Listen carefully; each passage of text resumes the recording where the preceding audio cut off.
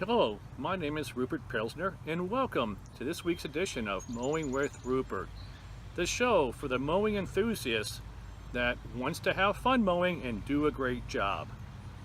So, welcome back again, and you'll see I'm wearing a Honda hat this week. The nice folks at Honda are sponsoring Mowing with Rupert and were nice enough to send me this hat. So the thing I should do is definitely wear it. As you know, I'm a loyal Honda supporter, and the lawnmower that I use on a regular basis is powered by a Honda engine. But let's get to this week's email. The one that's featured this week I selected because I think it's a popular topic that a lot of people are concerned about and want to learn more about. So this week's writer, her name is Heidi Kolsch, all the way from Los Angeles, California. And Heidi writes, I've just purchased a new home with about a 1/4 acre yard, and I have a powered walk-behind mower, and I did purchase a Honda mower per your suggestion, and it's doing great so far. The only pattern that I've used I call the shrinking box, in that I make a rectangle and then I go inside it repeatedly until it shrinks and shrinks and shrinks, and eventually I'm done. But I have seen other techniques or patterns being used by my neighbors, and I'm wondering what the advantages and disadvantages of each might be.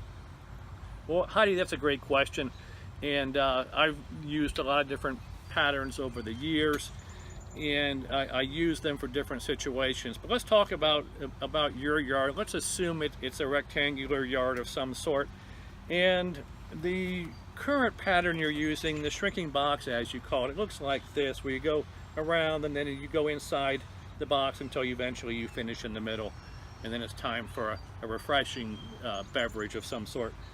So that's the shrinking box. Then one of the others you've probably seen in your neighbor's yards is just the simple back and forth, where you maybe make one box just to get alongside your flower beds and the edge of your yard and all that sort of thing.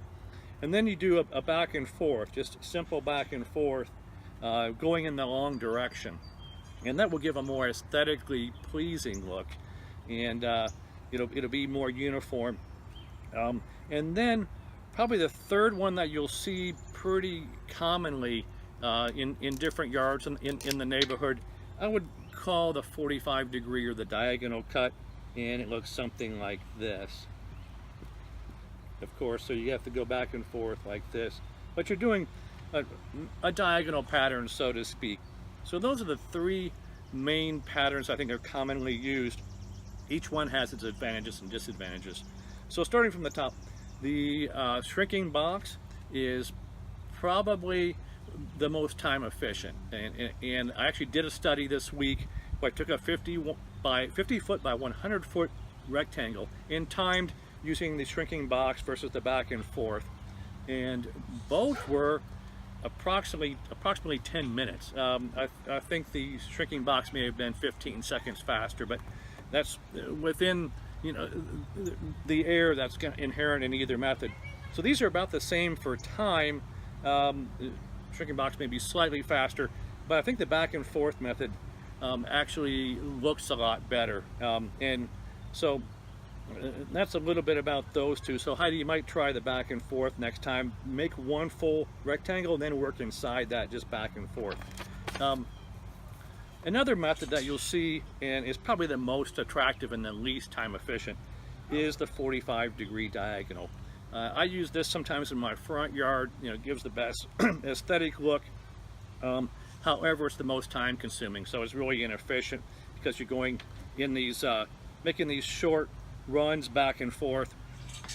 And the more time you spend turning and the less time you spend pushing your mower or walking behind your mower, the less efficient you're going to be and the longer it's going to take to mow your grass. But this does look great for sure. Now, I might caution you on the diagonal for homeowners out there. You really want to have a yard that's in pretty good shape to do the diagonal. If your yard is full of weeds, it's a little bit of a mess. It's kind of like putting lipstick on a pig.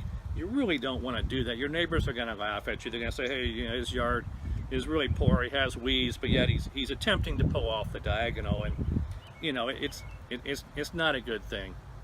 So if your yard is a little rough, a little rough around the edges, maybe stick to one of these two, the shrinking box, back and forth, so to speak, and then move up to the diagonal when your yard is in better shape.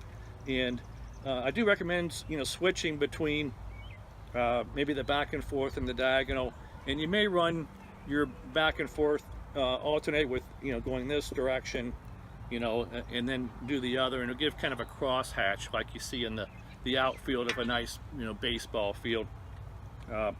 And then, throw in the diagonal, periodically. And then your diagonal, you can switch that up to, you can go this way, and have a cross hatch with that.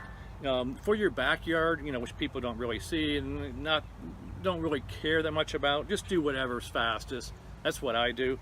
And get it done, knock it out, enjoy a refreshing beverage after your mowing. But Heidi, I hope I've answered your question.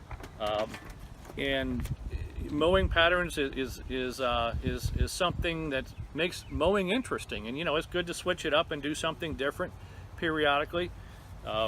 Heidi, I do want to thank you for your email. I really appreciate it.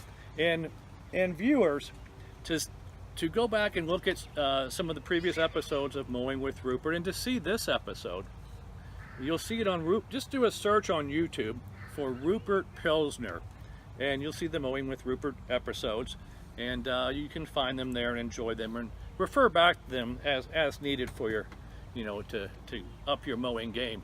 Well, thanks again all for tuning in this week, and we look forward to another episode in the near